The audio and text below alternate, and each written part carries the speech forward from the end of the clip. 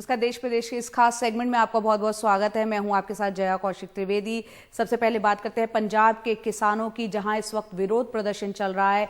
कृषि बिल के विरोध में पंजाब में किसानों ने रेल रोको रोड रोको आंदोलन का ऐलान किया हुआ है।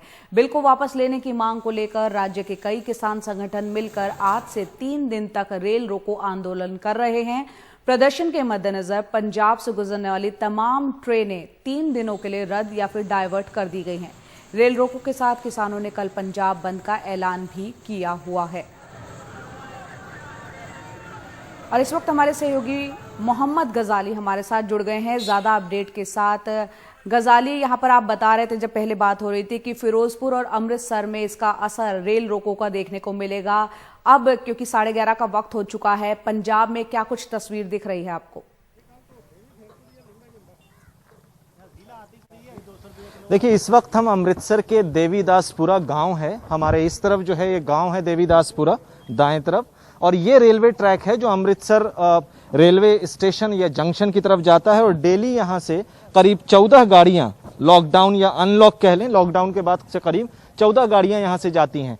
किसान धीरे धीरे आसपास इकट्ठा हो रहे हैं और अमृतसर जिले से और अलग अलग प्रांतों से जो है किसान यहाँ पर इकट्ठा हो रहे हैं। धीरे धीरे थोड़े देर में आप देखेंगे कि इस ट्रैक पर ही इन्होंने एक टेंट लगा देना है और यहाँ पर पूरी लंबी भीड़ जो है, क्योंकि कई जगहों से हमने देखा है सुबह से ट्रैक्टर में लोग धीरे धीरे आना शुरू हो रहे हैं और यहाँ पर आके वो करीब 24, 25 और 26 ये 3 दिनों यानी 24 सितंबर, 25 सितंबर और 26 सितंबर का कॉल दिया गया है, तो वो यहाँ पर आके बैठेंगे। धीरे धीरे भीड़ इकट्ठी हो रही है, थोड़े देर में आप देखिएगा कि भीड़ आएगी। और गांव से भी लोगों को कॉल दिया गया है, दोनों तरफ 2 गांव हैं, गांव से भी लोग आ रहे हैं। इस तरफ जो है रेलवे पुलिस के भी लोग हैं कुछ, और पंजाब पुलिस यानी अमृतसर जिले की पुलिस के लोग भी बैठे हैं। एक दिलचस्प चीज मैं आपको बताता चलूं कि अगर यही धरना पंजाब सरकार के खिलाफ होता, जैसे पंजाब सरकार के खिलाफ अगर ये धरना हो रहा होता, तो पंजाब की जो पुलिस है इनको हटाने की कोशिश करती। लेकिन फिलहाल ये धरना जो है केंद्र सरकार के खिलाफ है और पंजाब की सरकार इनके सपोर्ट में है, तो इनको यहाँ से नहीं हटाया जाएगा। फिरोजपुर रेलवे डिवीजन की तरफ से जो है जितनी ट्रेन्स पंजाब में आती हैं उनको कैंसिल कर दिया गया है 3 दिनों के लिए। और फिलहाल आगे देखते हैं, क्योंकि कई दूसरे किसान यूनियन जो हैं उन्होंने कल ये घोषणा की थी कि अगर सरकार इन कानूनों को, कृषि कानूनों को वापस नहीं लेती है तो 1 अक्टूबर से जो है पूरे प्रदेश में, हरियाणा और पंजाब में ये रेल रोको जो इनका आंदोलन है वो हर जगह देखने को मिलेगा। तो फिलहाल आज पहला दिन है, थोड़े देर में किसान इकट्ठे होंगे। धीरे धीरे यहाँ पर आप देखिए ये कई तरह की अरेंजमेंट रेलवे पुलिस भी कर रही है। ये जो फाटक जिसको कहते हैं इसकी मरम्मत भी की गई है ताकि जब रश ज़्यादा हो तो इसके आसपास भी अगर लोग हों तो वो ना टूट सके। तो कई तरह के सुरक्षा के भी इंतजाम किए गए हैं कि कोई दूसरी दुर्घटना वैसे ना हो जाए। और फिलहाल जो है किसान धीरे धीरे आ रहे हैं, लेकिन कुछ देर में यहाँ पर भीड़ इकट्ठा होने लगेगी। जी, बहुत बहुत शुक्रिया मोहम्मद गजाली इस पूरी जानकारी के लिए। लगता नहीं है कि विरोध प्रदर्शन जो है इतनी जल्दी शांत होने वाला है, जिस तरह से सड़कों पर उतरे हैं किसान। और वहीं पंजाब में एक बार फिर से किसानों के पराली जलाने का सिलसिला भी शुरू हो गया है। नासा के एक वैज्ञानिक के मुताबिक पिछले 5 दिनों में पराली जलाने की करीब 300 घटनाएं हुई हैं। ज्यादातर मामले अमृतसर और तरनतारन जिले के आसपास के हैं। नासा की सैटेलाइट इमेज के मुताबिक अमृतसर से पराली जलाने का धुआं इंदौर तक पहुंच चुका है। किसानों का कहना है कि पराली के निपटारे के लिए उन्हें सुविधा मुहैया नहीं कराई गई, जिसके कारण इसे जलाना उनकी एक मजबूरी है। पराली जलाने के कारण अमृतसर सबसे ज्यादा प्रदूषित शहरों में टॉप पर है।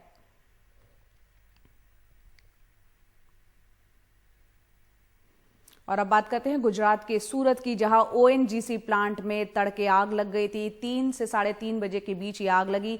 काफी तेज धमाका हुआ था, इतना तेज धमाका था कि 10 किलोमीटर दूर तक इसकी आवाज सुनाई दी है। आपको ये भी बता दें कि सूरत के हजीरा सिख ओएनजीसी प्लांट में ये आग लगी थी। हालांकि आग पर अब काबू पा लिया गया है, कोई इसमें घायल नहीं है। इसके अलावा लगातार काफी मशक्कत करनी पड़ी इस आग को बुझाने के लिए।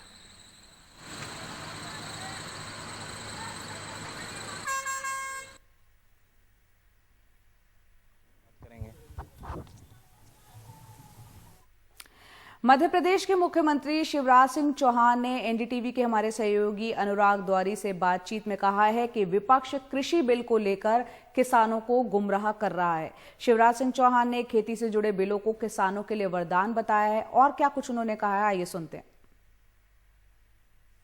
मध्य प्रदेश के मुख्यमंत्री शिवराज सिंह चौहान इस वक्त हमारे साथ हैं। सर, जब देश में खास करके संसद में अभूतपूर्व हंगामा है, उस वक्त मध्य प्रदेश सरकार किसानों की सम्मान निधि बढ़ा रही है, एक तरह से उनके तनाव को कम करने की कोशिश। एक तो सबसे पहली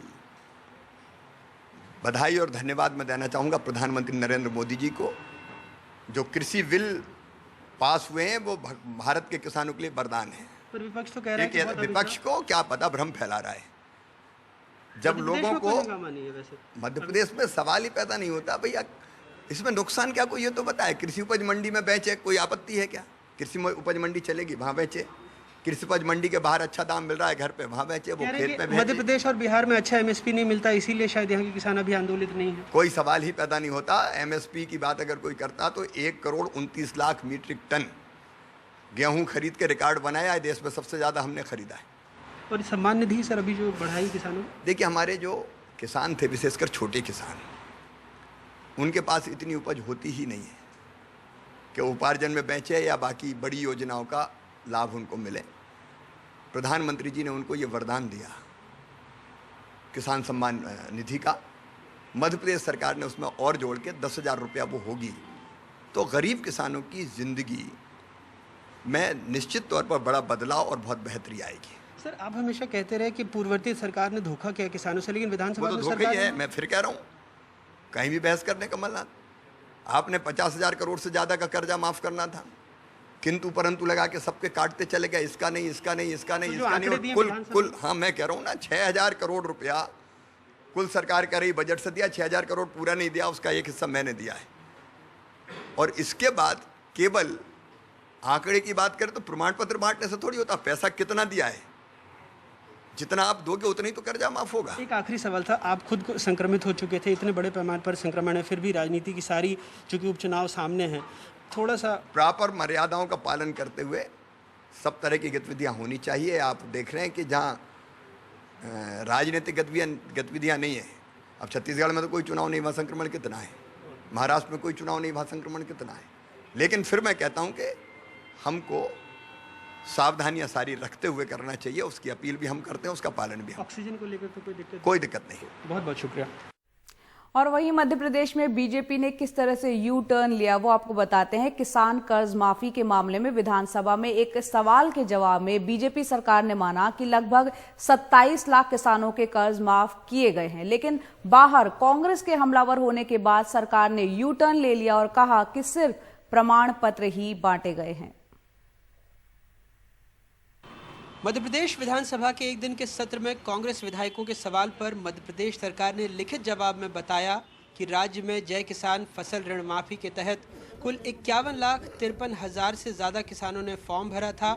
इनमें से पहले चरण में 20,23,136 किसानों के लिए 7,100 करोड़ रुपए और दूसरे चरण में 6,72,000 से ज़्यादा किसानों के लिए 4,500 करोड़ रुपए से ज़्यादा की राशि स्वीकृत की गई। यानी 52 जिलों में 26,95,000 किसानों का 11,600 करोड़ रुपए से ज्यादा का ऋण माफ किया गया। हालांकि कुर्सी संभालने के बाद कृषि मंत्री कमल पटेल ने एनडीटीवी से कहा था कि कर्ज माफी ढकोसला थी, किसानों को कांग्रेस नेताओं के खिलाफ केस दर्ज करवाना चाहिए। इन्होंने चुनाव के पहले वचन दिया था कि सरकार बनने के 10 दिन के अंदर हम 2 लाख का कर्जा माफ करेंगे। कमलनाथ जी मुख्यमंत्री बने और पहला आदेश दिया 1 घंटे 2 घंटे के अंदर 48 लाख किसानों का 54,000 करोड़ का 2 लाख तक का 18 तक का किसान का कर्जा माफ किया जाता है।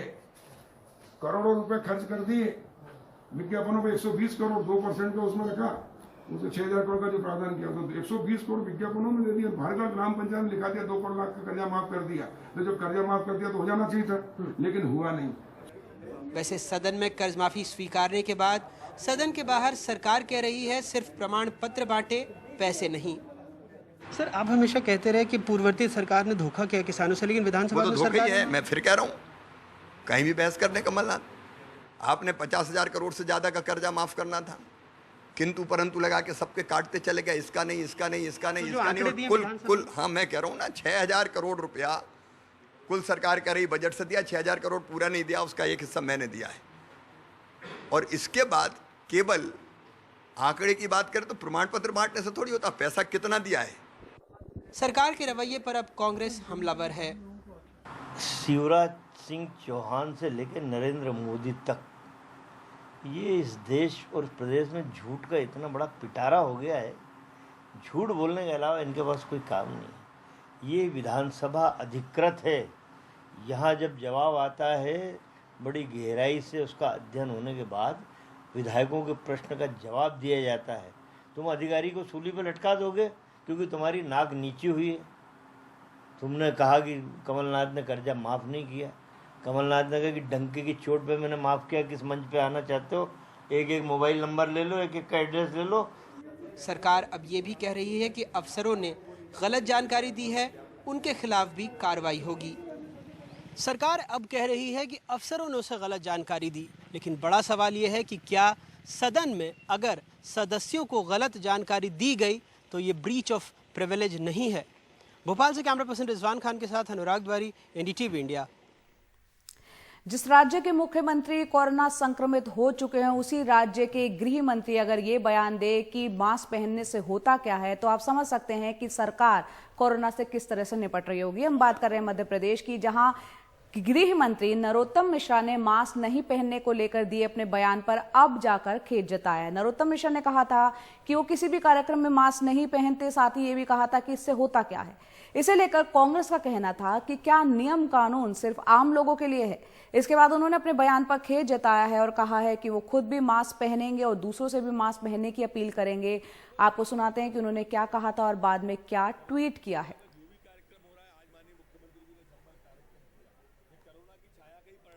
किसी कार्यक्रम में नहीं पहनता मैं, इसमें क्या होता है? क्यों नहीं? विशेष कारण नहीं पहनता नहीं हूँ मैं, किसी कार्यक्रम में नहीं पहनता मैं, इसमें क्या होता है? क्यों नहीं? विशेष कारण नहीं पहनता नहीं हूँ मैं। तो अब यहाँ पर उन्होंने एक ट्वीट किया है और खेद जताया और लिखा है कि मास्क न पहनने के बारे में मेरे बयान से कानून की अवहेलना महसूस हुई है। ये माननीय प्रधानमंत्री जी की भावना के अनुरूप नहीं था। मैं अपनी गलती मानते हुए खेद प्रकट करता हूँ। मैं स्वयं भी मास्क पहनूंगा। समाज से भी अपील करूंगा कि सभी मास्क पहने और सोशल डिस्टेंसिंग के नियमों का पालन करें। हम जानते हैं कि लॉकडाउन के बाद अनलॉक में जहां बाजारों में कारोबार प्रभावित है, वहां ट्रांसपोर्टरों को भी झटका लगा है। माल की सप्लाई बंद होने से उन्हें कोई बुकिंग नहीं मिल रही है। हापुड़ जिले की अगर बात करें तो करीब 5,000 से ज्यादा ट्रकों के पहिए थम चुके हैं। कबाड़ में बदलते जा रहे ये ट्रक लॉकडाउन से पहले सड़कों पर दौड़ा करते थे, लाखों लोगों को रोजगार देते थे, लेकिन अब तकरीबन 5,000 ट्रकों के पहिए थम गए हैं। क्या काम करते हो आप? ट्रक चलाते हैं। ट्रक खड़े हैं, खाली पड़े हैं। ट्रक खड़े हैं, हम भी खाली पड़े हैं। अच्छा, कितने दिन से खाली पड़े हो? मैं तो लॉकडाउन से खाली पड़े हैं। तो परिवार का पालन पोषण कैसे हुआ? ऐसे ही हो रहा, बस जो पहले जमा है वही खा पी रहे हैं। फलों और सब्जियों को छोड़कर बाकी सामान की बुकिंग महीनों से बंद पड़ी है। तकरीबन 80% कारोबार ठप हो गया है। गाड़ियां चलाने वाले और माल चढ़ाने उतारने वाले लोग खाली बैठे हैं। ट्रक ऑपरेटर कह रहे हैं कि रोज 50 लाख का नुकसान हो रहा है। काफ़ी लंबे समय से काम बंद ही चल रहे थे, कम चल रहे थे, और इस लॉकडाउन में बिल्कुल ही रुक गए। हमें काम नहीं मिल पाया, इंडस्ट्री बंद हो गई। हमारे जो वर्कर हैं, जो हमारे पास 10-10 साल से हमारे ड्राइवरी कर रहे हैं, हमें उन्हें भी देखना पड़ा। बाकी हमें बिल्कुल बर्बाद कर दिया गया है। तो कितना नुकसान आपका लगभग पर डे हो रहा है? लगभग हापुड़ का माना जाए तो जो एवरेज निकल के आ रहा है वो 50 लाख से ऊपर का आ रहा है। जमा पूंजी से कुछ महीने निकल गए, लेकिन अब मुश्किल हो रही है, चाहे वो ट्रक मालिक ही क्यों ना हो। आने वाले वक्त में भी कारोबार ऐसा ही रहने के अंदेशे से सब और ज्यादा परेशान हैं। हापुड़ से अदनान की रिपोर्ट, एनडीटीवी इंडिया।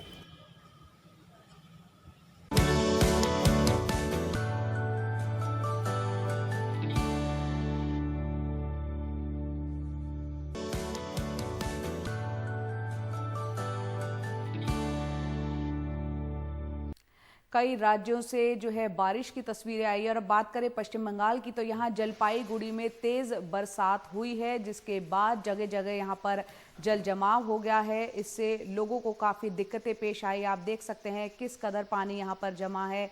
यहाँ पर घरों से बाहर निकलना दुश्वार है।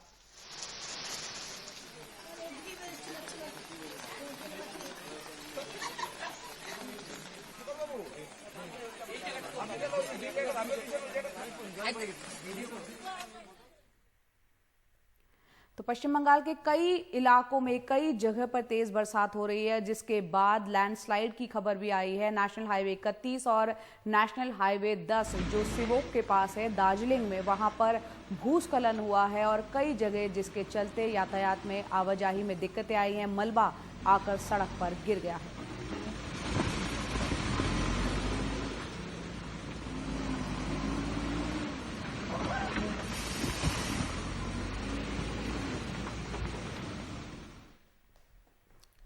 और छत्तीसगढ़ की बात करें तो यहाँ कोरिया जिले में खांडा डैम का बांध जो है, खांडा डैम, वो टूट जाने से कई गांवों में पानी बाढ़ जैसे हालात कई गांवों में बन चुके हैं। बाढ़ के पानी में खेत डूब जाने से फसलों को खासा नुकसान हुआ है। स्थानीय किसान के मुताबिक निरीक्षण करने आए सरकारी इंजीनियर्स को बांध की स्थिति के बारे में बताया गया था, उसके बाद भी कुछ नहीं किया गया। अब किसानों को चिंता इस बात की है कि उनकी फसलों को जो नुकसान पहुंचा है उसकी भरपाई कौन करेगा। Flight lieutenant Shivangi Singh Rafale लड़ाकू विमान उड़ाने वाली पहली महिला पायलट बनने जा रही हैं। उत्तर प्रदेश के वाराणसी की रहने वाली फ्लाइट लेफ्टिनेंट शिवांगी सिंह की ट्रेनिंग अभी अंबाला में चल रही है। कन्वर्जन ट्रेनिंग पूरा करते ही वो वायुसेना के अंबाला बेस पर 17 गोल्डन एरो स्क्वाड्रन में औपचारिक एंट्री ले लेंगे। किसी पायलट का एक फाइटर जेट से दूसरे फाइटर जेट में स्विच करने के लिए इस तरह की ट्रेनिंग, कन्वर्जन ट्रेनिंग लेने की जरूरत होती है, जो शिवांगी इस वक्त ले रही हैं, क्योंकि इससे पहले वो मिग 21S उड़ा चुकी हैं।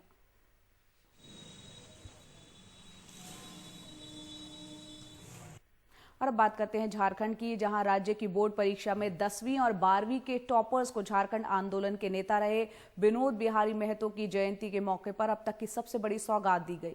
राज्य के शिक्षा मंत्री जगन्नाथ महतो ने झारखंड 10वीं के बोर्ड टॉपर मनीष कुमार, जिन्होंने नेतरहाट आवासीय विद्यालय से 98% अंक हासिल किए, उन्हें ऑल्टो कार की सौगात दी गई है। साथ ही झारखंड इंटरमीडिएट काउंसिल की 12वीं की परीक्षा में SSR उच्च विद्यालय सूर्या गिरिडीह के छात्र और ओवरऑल टॉपर अमित कुमार को भी मारुति कार का तोहफा दिया गया।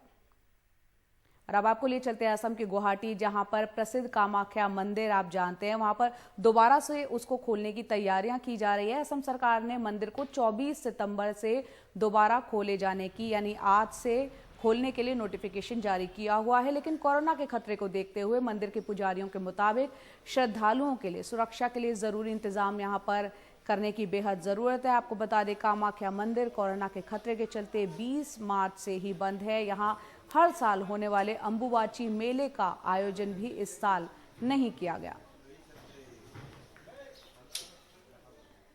तो कोरोना की वजह से हर क्षेत्र में हम जानते हैं कि लोगों को खासा नुकसान हुआ है, कई लोग बेरोजगार हुए हैं और कई राज्यों में रावण के पुतले बनाने वाले जो कारीगर है, कोरोना महामारी के चलते बेरोजगारी से इस वक्त जूझ रहे हैं। रोहतक की बात करें तो यहाँ पर राजू हर साल 50 से ज्यादा पुतले बनाते थे रावण के, लेकिन इस साल रावण का पुतला बनाने का एक भी ऑर्डर उनको अभी तक नहीं मिला है। और इस साल भीड़ से बचने के लिए रावण के पुतलों के ऑर्डर नहीं मिल रहे हैं, जिससे रावण के पुतले बनाने वाले लोग खासे परेशान हैं।